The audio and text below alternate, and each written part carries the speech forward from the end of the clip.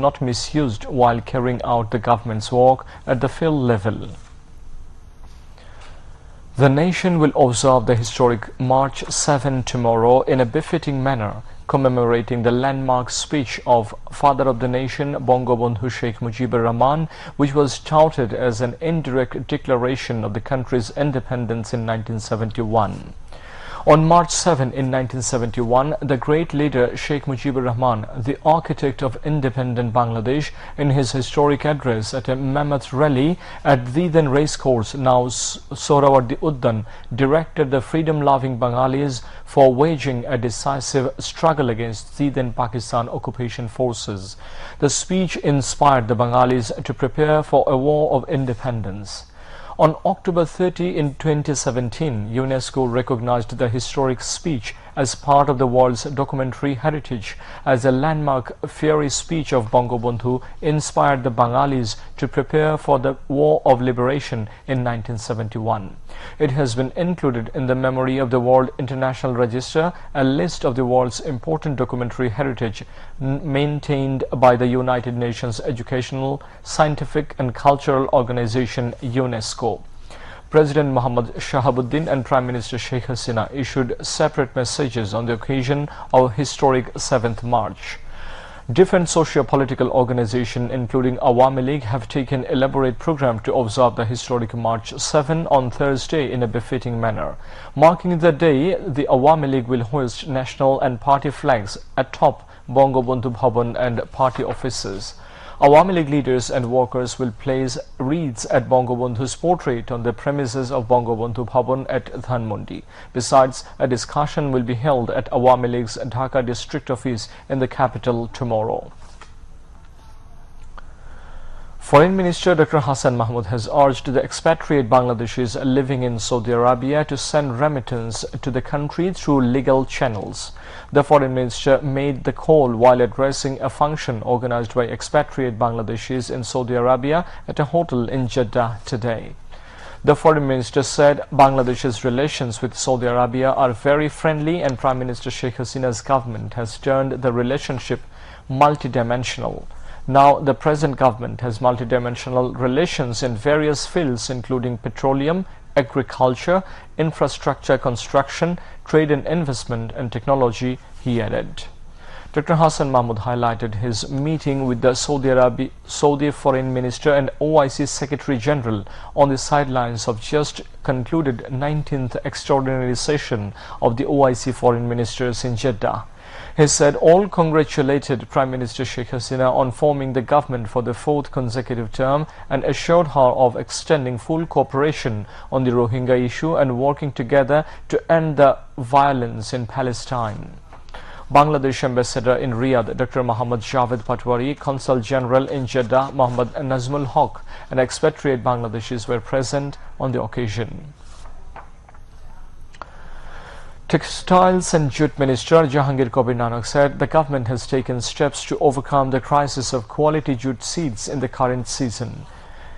He said this at a seminar organized on the occasion of National Jute Day at Bangladesh Jute Mills Corporation in the capital today. The minister said all will have to work together to increase the export of jute products, emphasizing the huge demand of environment-friendly jute and jute products worldwide. Member of Bangladesh Agricultural Development Corporation Mustafizur Rahman presented a paper titled Prospects of Jute Seed Production, Problems and Ways to Overcome It. At the seminar, Chief Scientific Officer of Bangladesh Jute Research Institute, Dr. Qazi Muhammad Mosaddeq Hussain, presented a paper titled Jute Trotting Process, Gradual Improvement of Modern Methods. Chairman of the Parliamentary Standing Committee on the Ministry of Textiles and Jute, Ghulam Dastagir Ghazi, spoke at the function and presided over by Secretary of the Ministry, Muhammad Abdul Rauf. Fisheries and Livestock Minister Abdul Rahman said Jatka Conservation Week 2024 will be observed from 11th to 17th of March, aiming to create mass awareness about preserving Hilsha fry to boost its production.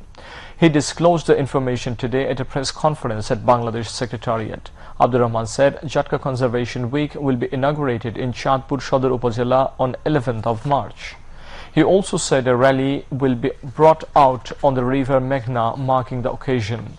Like every year, various programs will be taken at district and upazila level on the occasion of Jatka Conservation Week, the minister said. Abdurrahman said the government has increased the assistance to the fishermen during the banning period alongside enforcing law. He also pledged to reach Hilsha to every Bangladeshi people by developing Hilsha resources.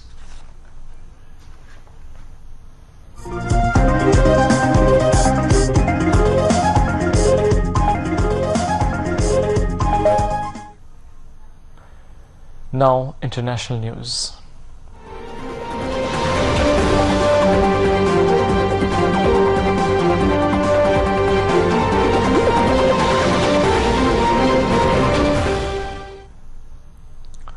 The World Food Programme (WFP) said an aid convoy was denied entry to North Gaza by Israel's military.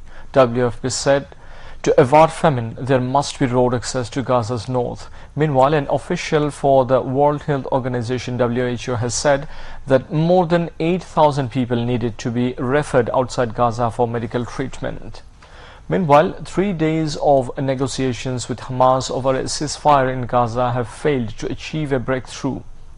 Less than a week before the start of the Muslim holy month of Ramadan, the informal deadline for a deal. The United States, Qatar and Egypt have spent weeks trying to broker an agreement in which Hamas would release Israeli captives in return for a 6-week ceasefire, the release of some Palestinian prisoners and more aid to Gaza.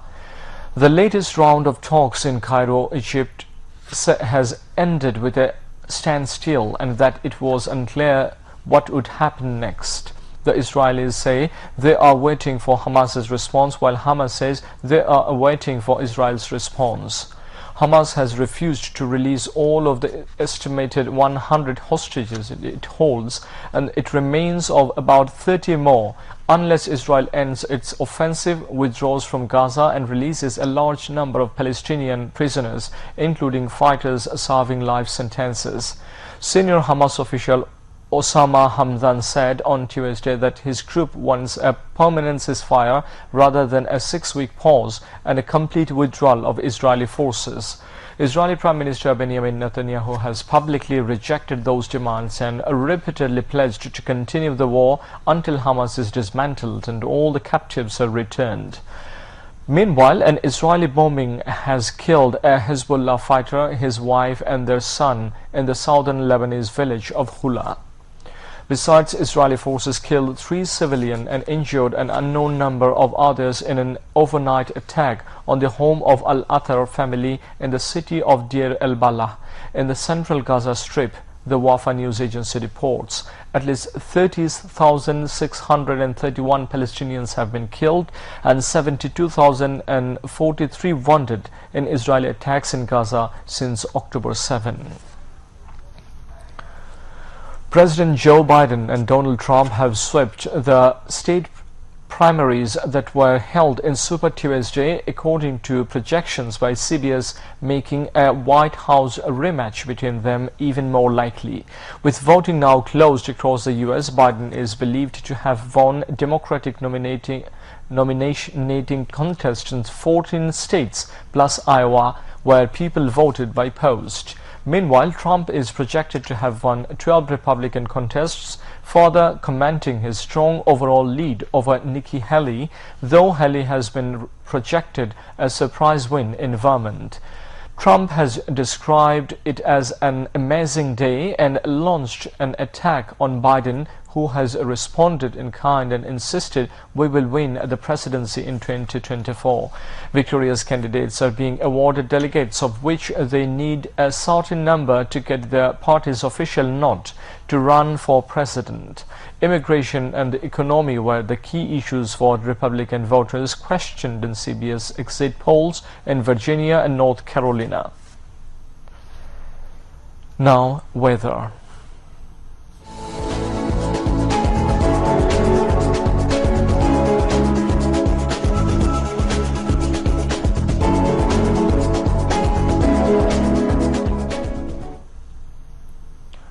Met Office in its weather forecast till 6 p.m. tomorrow said weather may remain dry with temporary partly cloudy sky over the country.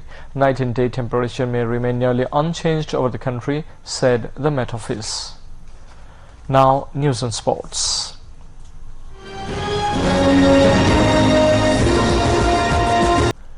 Bangladesh beat Sri Lanka by 8 wickets in the second T20 and levelled the three-match series by 1-1 in Sylhet today.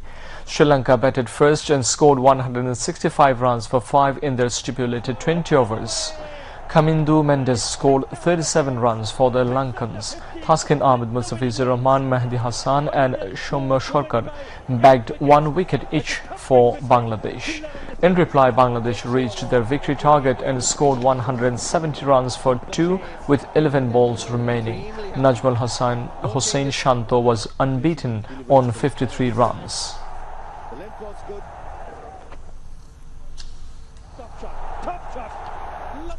To end the bulletin, headlines once again.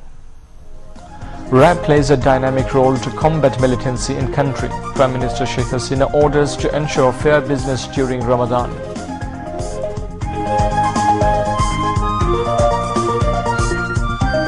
Development visible in all sectors due to continuity of government, says Prime Minister Sheikh Hasina.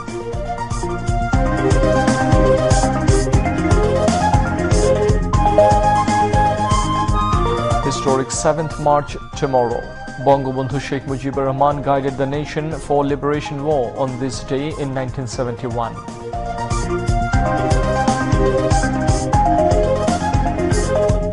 Jatka Conservation Week to be observed from 11 to 17 March. Special drives to be conducted for Jatka conservation. Joe Biden and Donald Trump romped to more than a dozen states on Super Tuesday, a move closer to candidature for next presidential polls of USA. And Bangladesh beat Sri Lanka by 8 wickets in the second T20 of 3-match series in Sylhet. That's all from the newsroom for the moment. Thank you for staying with us, and we invite you to watch our 11:30 Bangla News. Until then, Khuda Hafiz.